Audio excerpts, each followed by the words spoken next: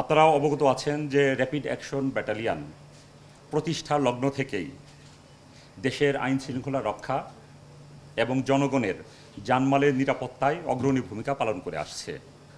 Rapid action battalion সন্ত্রাসবাদ, অস্ত্রধারী সংঘবদ্ধ চক্র, মাদক চোরাচালান এবং অন্যান্য সংঘবদ্ধ অপরাধ দমনে গুরুত্বপূর্ণ অভিযান পরিচালনা করছে এবং এর মাধ্যমে জনগণের আস্থা অর্জন করছে। গতকাল একটা ঘটনা হয়েছে, দুইজন ভিকটিম, একজন হলো জয়দেব আধ্য এবং আরেকজন হলো তার ভাই বিশ্বনাথ আধ্য। তারা দুজন হলেন জুয়েলারি ব্যবসায়ী। তাদের এই ব্যবসার কাজে গতকাল তারা তাঁতিবাজার এসেছিলেন তাদের জুয়েলারি তৈরি করার ডাইস কেনার জন্য। তারা ডাইস যথারীতি ক্রয় করে তারা আনুমানিক 4:10 বিকাল 4:10-এর দিকে তারা গুলিস্তানের ফুলবাড়িয়া থেকে তারা টুঙ্গিপাড়া এক্সপ্রেস বাসযোগে তারা পাথরঘাটা, সাতক্ষীরা জেলার পাথরঘাটার দিকে যাচ্ছিলেন, যেহেতু সাতক্ষীরা জেলায় হলো তাদের বাড়ি। তারা যখন আপনার ফরিদপুরের নগর কান্দার জয় বাংলা মোড়ের কাছে যখন যায়, তখন একটা মাইক্রোবাস তাদের বাসের গতি রোধ করে। বাসের গতি রোধ করে সেই মাইক্রোবাস থেকে 3 থেকে 4 জন ব্যক্তি তারা সেই বাসে উঠে পড়ে।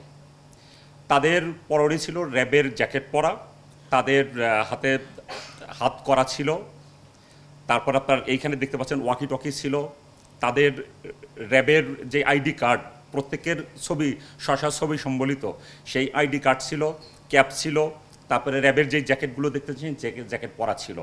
এই অবস্থায় তারা সেই বাসে উঠে এই ভিকটিম দ্বয়কে টেনে হিস্ট্রে জোরপূর্বক সেই বাস থেকে নামিয়ে তাদের মাইক্রোবাসে উঠায়।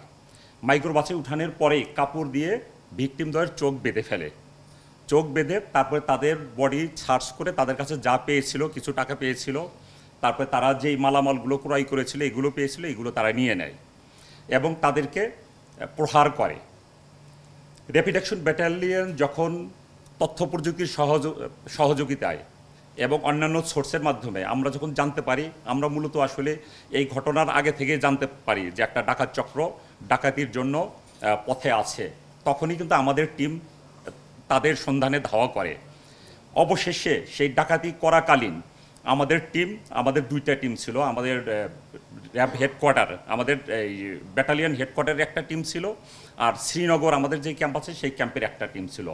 2টা টিম ধাওয়া করে ডাকাতি করাকালে দ্যাট মিনস এই ভিকটিম দ্বয়কে নিয়ে যাওয়ার প্রচেষ্টা যখন করছিল জোরপূর্বক, তখন তাদের মাইক্রোবাস ফরিদপুরের নগর কান্দার জয় বাংলা মোড়ের কাছাকাছি কোনো একটা জায়গায় সেখানে তাদের বাসকে অবরোধ করে। তাদের মাইক্রোবাসটি অবরোধ করার পরে ওইখান থেকে 5 জন সদস্যকে, ভুয়া র্যাব সদস্যকে গ্রেপ্তার করতে সক্ষম হই। এখানে 5 জন সদস্যের ভিতরে আপনার একজন হলো মিন্টু গাজী। এই মিন্টু গাজী হলো চাঁদপুরের বাসিন্দা, তার বিরুদ্ধে অস্ত্র এবং ডাকাতির 3টি মামলা রয়েছে। আরেকজন সদস্য হলো সাইফুল ইসলাম, সে হলো গাইবান্ধার বাসিন্দা, তার বিরুদ্ধে ডাকাতি, চুরি ও দস্যুতার 3টি মামলা রয়েছে। এই সাইফুল যেটা করত, সে একটা মাইক্রোবাস, যেই মাইক্রোবাসটা আমরা জব্দ করেছি, সেই মাইক্রোবাসটা মুগদাপাড়ার এই দিকে কোনো এক ব্যক্তির কাছ থেকে 1.5 মাস আগে সে ভাড়া নিয়েছে, মাসিক ভিত্তিতে ভাড়ায় চালিত। সে বলেছে যে 40,000 টাকা মাসিক ভাড়ায় এই মাইক্রোবাসটা নিয়েছে। মূলত সেই মাইক্রোবাসটা ভাড়া করে ভাড়ার আড়ালে সেই ডাকাতি চক্রের সাথে সে জড়িত ছিল, ডাকাতি করত। এবং আমাদের অনুসন্ধানে এবং তাদের জিজ্ঞাসাবাদে যেটা দেখা গিয়েছে যে এই 5 জনই হলো সংঘবদ্ধ আন্তজেলা ডাকাত দলের সদস্য প্রত্যেকেই। গ্রেপ্তারকৃত আরেকজন হলো ফরিদপুরের বাসিন্দা, সে হলো দিদার। সেই দিদারের বিরুদ্ধে একাধিক ডাকাতি মামলা সহ 8টি মামলা আছে সেই দিদারের। আরেকজন আছে আপনার স্বপন খান, সে হলো মাদারীপুরের বাসিন্দা, তারও চুরি, ডাকাতি এবং অস্ত্রসহ 4টি মামলা আছে। আরেকজন হলো জামিল, সে হলো শরীয়তপুরের বাসিন্দা, তার বিরুদ্ধে 1টি হত্যা মামলা রয়েছে ধামরাই থানায়। অর্থাৎ এখানে আমাদের যারা গ্রেপ্তার হয়েছে প্রত্যেকেই হলো গুরুত্বপূর্ণ, হয় ডাকাতি, একাধিক ডাকাতি মামলা, অথবা মার্ডার কেস, অথবা দস্যুতার মামলায় প্রত্যেকেই অভিযুক্ত। এবং এরা বিগত সময়ে পুলিশের হাতে এবং র্যাবের হাতে একাধিকবার তারা গ্রেপ্তার হয়েছিল এবং তারা জামিনে বের হয়ে এসেছে। এর ভিতরে একজন আছে যে সে একটা মামলায় সাজা খেটে সে বের হয়ে এসেছে।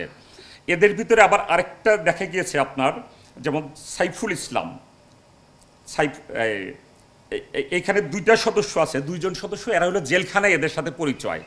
কেউ কেউ জেলখানায় পরিচয়, সেইভাবে সখ্যতা তৈরি হয়েছে এবং জেলখানার থেকেই তারা পরিকল্পনা করেছে যে ভবিষ্যতে তারা কিভাবে ডাকাতি করতে পারে। এই যে আমাদের যে অভিযান যখন পরিচালনা হলো, যখন আমরা ডাকাতদের মাইক্রোবাসটাকে আমরা অবরোধ করলাম, ওই সময় কি করে যে দুইজন ডাকাত এই মাইক্রোবাসের জানালা দিয়ে আরেকজন দরজা খুলে পালানোর চেষ্টা করে। তারা পালাতে গিয়ে এর মধ্যে একজন ছিল সাইফুল, আরেকজন ছিল স্বপন।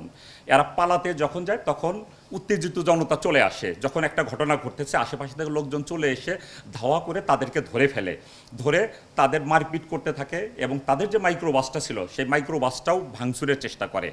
এই উত্তেজিত জনতার হাত থেকে র্যাপিড অ্যাকশন ব্যাটালিয়নের আমাদের উপস্থিত যেই টিম ছিল এই ডাকাত দলকে মুক্ত করে জনতার রোষানল থেকে। আর পাশাপাশি যেটা যেই দুজন ভিকটিম, এই দুজন ভিকটিমকে এই ডাকাতদের যে মাইক্রোবাস ছিল সেই মাইক্রোবাস থেকে ভিকটিমদ্বয়কে উদ্ধার করতে সক্ষম হয়। এই যে এই ঘটনা আপনারা জানেন যে ইতিপূর্বেও এই র্যাবের কোটি পরে র্যাব পরিচয়ে ডাকাতি করেছে বিভিন্ন বাসে, বিভিন্ন পরিবহনে।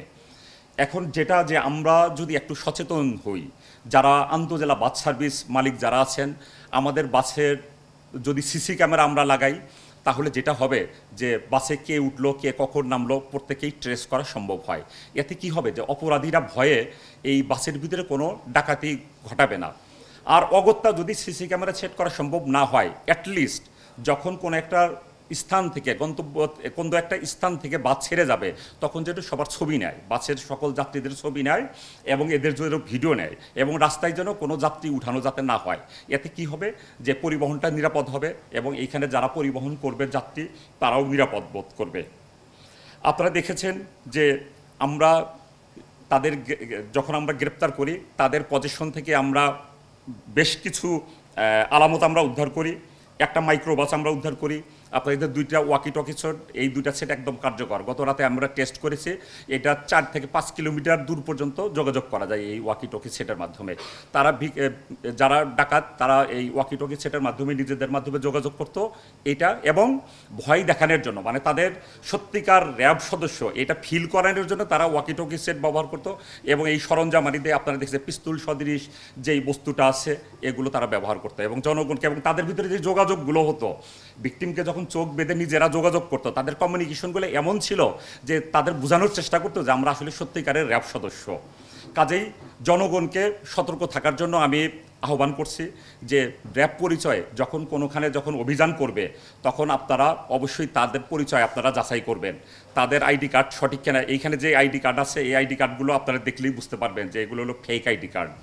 আপনারা দেখবেন যে প্রত্যেক আইডি কার্ডের র্যাঙ্ক লেখা আছে কনস্টেবল, কিন্তু তাদের র্যাঙ্ক ব্যাচ আছে দেখবেন যে মেজর র্যাঙ্ক বা বড় বড় অফিসারদের র্যাঙ্ক করা আছে। দ্যাট মিনস ওরা শুধুমাত্র মাথাটা কেটে ছবিটা লাগিয়েছে। এটা আপনারা যারা শিক্ষিত শ্রেণী আছেন একটু চিন্তা করলেই বুঝতে পারবেন যে এইখানে যে আইডিটা শো করতেছে এটা আসলে ভুয়া র্যাব সদস্যের আইডি। এই বিষয়ে আরও অনেক তদন্ত চলছে। আমরা র্যাব যেহেতু ছায়া তদন্ত করি, এই চক্রের সাথে আরও কেউ জড়িত আছে কিনা সেই বিষয়ে আমরা অনুসন্ধান করতেছি এবং তাদেরকে গ্রেপ্তারের জন্য আমরা প্রচেষ্টা চালাচ্ছি এবং আমরা আশা করি যে এই চক্রের আরও যারা সদস্য জড়িত আছে তাদেরকে গ্রেপ্তারে আমরা সক্ষম হব।